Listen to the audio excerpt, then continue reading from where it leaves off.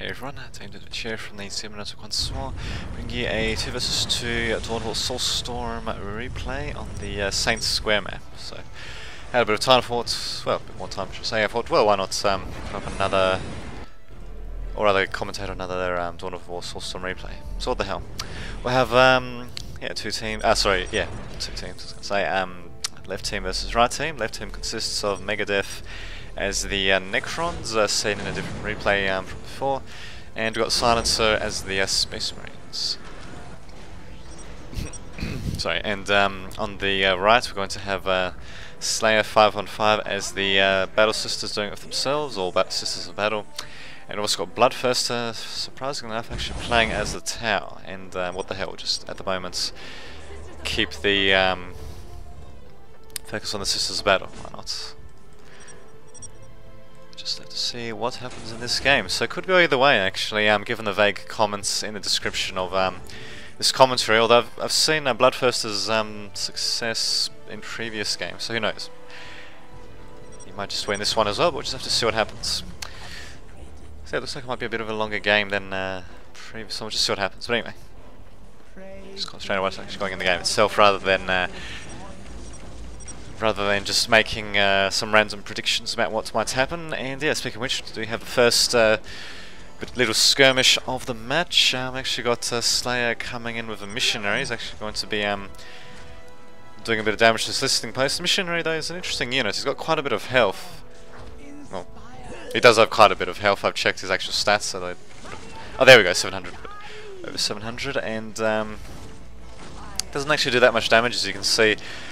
But he does do very good disruption damage, so it's not too shabby actually. In fact, I think he might even be able to disrupt commander units, although I'm not entirely sure about that. So in either case, yeah, not such a shabby unit indeed. Looks like the missionary has been attached to the Battle Sister squad. It's now going to have a nice little shootout between Silencer's force commander, the Canoness, who's just got the regular ball pistol, and of course the Battle Sister squad. So Silencer being forced to withdraw his force commander for the time being, but he does have... I thought he had something incoming, but apparently not. So yeah, looks like they're just going to get driven back a bit more, though Silencer, if he just could get a Space Marine squad out, then yeah, he should be able to drive back the forces of Slayer, although Slayer does actually have 2 squads of Battle Sisters and the Canoness there, but what the hell, they should get whittled down a bit I suppose by the listening post. Actually got Silencer sticking to range stance just to try to take out a couple of Battle Sisters, and why not? I mean, they're relatively cheap, but everyone that he can kill I suppose to do pretty good for him. But and he actually is going to go into melee combat against a squad of Battle Sisters as well. But I think it'd probably be worth it really, because this Canoness is going to be able to take down this listening post, and yeah, now she's just going to go directly into melee against the force commander, actually decapturing a strategic point. At the same time we do have a skirmish happening on the bottom as well. So it looks like out of the gate the right team has managed to capture these middle points, at least for the time being, but we'll just have to see how long that lasts. And yeah, they're starting to capture a couple of critical locations as well. I think Slayer's going to want to micro his missionary a bit more though, so that he actually starts capturing the other flag points around here, because yeah, it looks like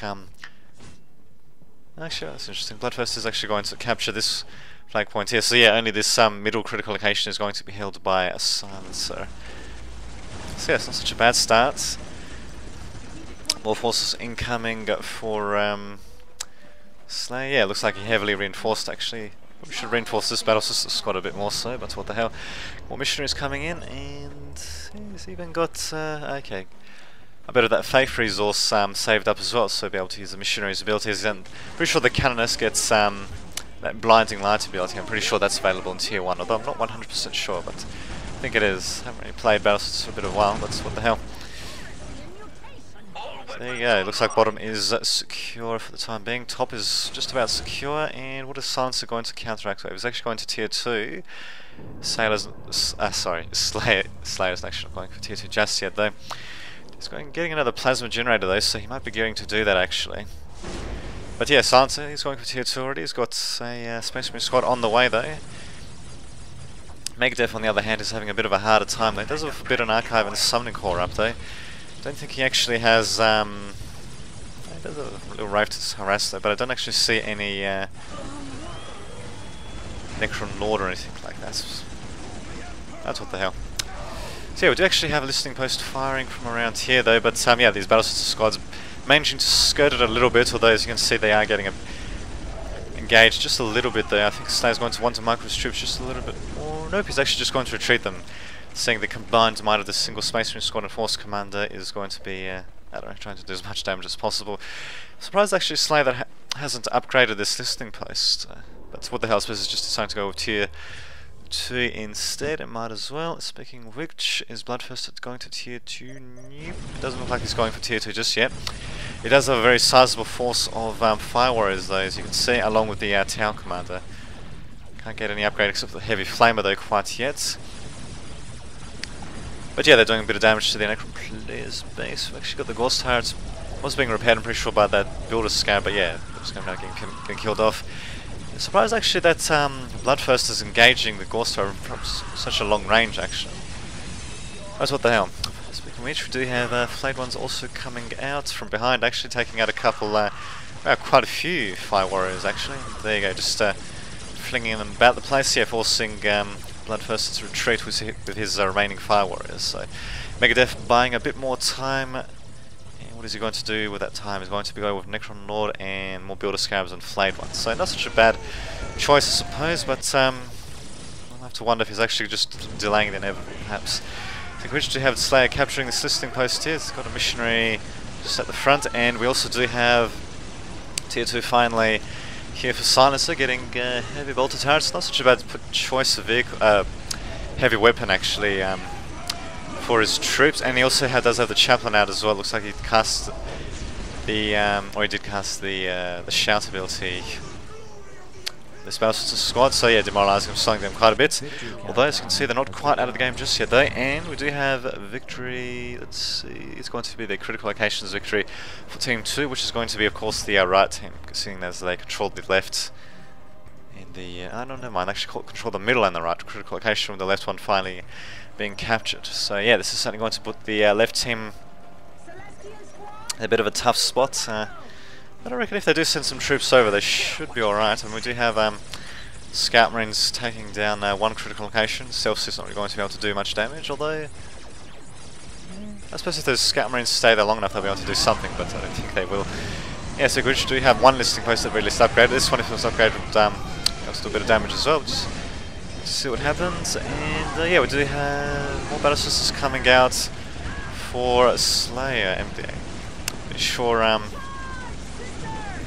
why he hasn't going for Celestians. Oh, there we go. Of course, Speaker of the Devil is going to be going for Celestians. We also got troop movement of Bloodthirster moving into the north. And in fact, if Silencer can get an early sight of that, then yeah, that could actually tip off Megadeth, or he could tip off Megadeth as to the where Bloodthirster's troops are, and yeah, then Megadeth could try to take out as much of Bloodthirster's forces as possible. But yeah, it's not going to happen. Instead, Megadeth is going to be spawning in Flayed Ones in the front lines. Actually, it's interesting. Normally, you'd want to spawn them behind. And yeah, we actually did have the blinding light ability being used for the Canoness. Looks like she's actually going to be squad upgraded with with flamers, and yeah, pretty good use of the smite ability as well. I'm pretty sure, where the hell is that librarian? Yeah, he's there. So yeah, pretty good smite ability being used there. And speaking of which, where's the chaplain? Okay, he's attached to that very nice squad as well. He's just using for ranged damage supports, but yeah, with Bloodthirster supporting Fire Warriors, I'm pretty sure they should be able to take down these rather elite infantry being used by the Space Marine player. And thinking which, we actually did have the Necron Lord triggering the snare trap, but not before he actually teleported in and laid down a good old solar pulse ability. Where did he teleport to? Right into the middle of into Bloodthirster's forces. But we do have another use of that snare trap. But yeah, the Necron Lord just taking too much damage and succumbing, and yeah, it looks like the elite troops of Silencer will most likely get taken down after all, though his two commanders are still pretty strong though, and his yeah, his Grey Knight squad just entirely annihilated his Chaplain just getting killed there, so yeah, unfortunately not being able to do too much damage there. Although if you look at it this way though, Bloodthirster and Slayer have their forces concentrated around here. So that means if we maybe get some harassing units coming in, wow, some harassing units coming in at the bottom here, then we might actually see a bit of damage being done, but the problem is though we do have these Pathfinders providing a bit of range and all that. And yeah, these mortals, they'll actually be able to take down this listening post at the very least though. So if this listening post gets taken down as well, it'll pretty much be a trade, but just have to see what happens. Speaking of which, do you have the Wraith coming in, and why isn't he decapturing a point? I mean, he used the phase shift ability on it. I'm pretty sure he can decapture points even with the phase shift ability being activated, but yeah, for whatever reason he's not doing that, and yeah, this listening post has actually been upgraded. A bit of a... not really sure. I reckon the Silencer shouldn't have really bothered to upgrade it unless if he was really committed to saving it. But what the hell. Bloodthirster also sending his troops back down here. I think he's just going to try to commit to the attack to Megadeth perhaps. And speaking of which, I actually got Slayer coming around the outer region to try to attack a bit. Interesting thing to do. We also got Grey Knight actually coming in to cast Psychic Inquisition, but looks like that was cancelled at the last second. Oh, there we go. No, actually, no, it wasn't. It was actually cast, and I think it was actually cast. It looks like the animation is being played here, but okay, there we go. It's playing around here. So yeah, I think it was actually cast around this crater, actually doing quite a bit of damage to Slayer's forces there. He's being very obstinate with his Celestians there, wanting to keep them there as long as possible. But yeah, being forced to retreat eventually. Wow, another good use of the Smite ability being used there by the Librarian. He's actually, wow, being rather desperate. He's attaching his Librarian to his Grey Knight squad, not something you normally want to see happening. And wow, we've even got Silencer at tier 3 actually. He's going to be using the Bombardment to do quite a bit of damage to Slayer's couple of buildings here, even throwing a couple of Battle Sisters around, but at the same time though, I'd say that yeah, Silencer is going to have to retreat though, but yeah, I suppose he will do a bit of damage. He might actually be able to take down that listening post if he's lucky. Yep, down he goes actually. Down it goes, should I say. So it's shabby. At the same time though, he does have the combined might of Bloodthirster's troops, along with interesting Devilfish troop carrier. But yeah, Slayer's actually going to keep retreating. Don't know if that's the best thing to do. I mean, he should, in my opinion, be supporting the attack on Silencer's base. But I think he might have just sent his troops here just to try to ward away whatever troops he could of a Silence, or just to draw them away from the main battle that is occurring here. It's interesting. He's always going for a Devilfish troop carrier rather than a Skyrim missile gunship, but what the hell, we'll just have to see what happens. As for the Necrons, is at tier 2, and I think Silencer's still at